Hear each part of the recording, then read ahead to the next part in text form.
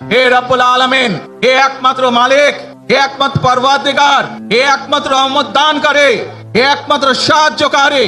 তারেক রহমান আজ যে বক্তব্য দিয়েছেন তা কোনো সাধারণ রাজনৈতিক ভাষণ নয়, এটি ছিল একটি ঐতিহাসিক ঘোষণা।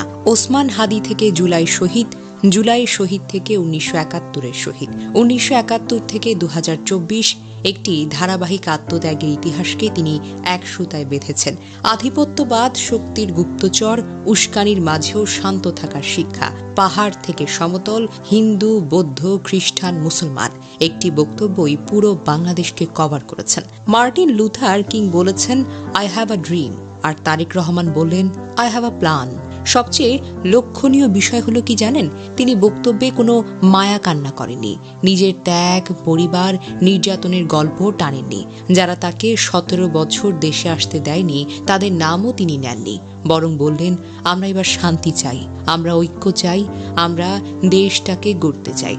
তার বক্তব্যে সবচেয়ে বেশি উচ্চারিত শব্দ হলো আল্লাহ, ইনশাল্লাহ, আল্লাহ যদি রহমত করেন, 2 হাত তুলে দোয়া, আর শেষে রাসূলুল্লাহ সাল্লাল্লাহু আলাইহি ওয়াসাল্লামের ন্যায়পরায়ণতার আলোকে রাষ্ট্র গড়ার অঙ্গীকার।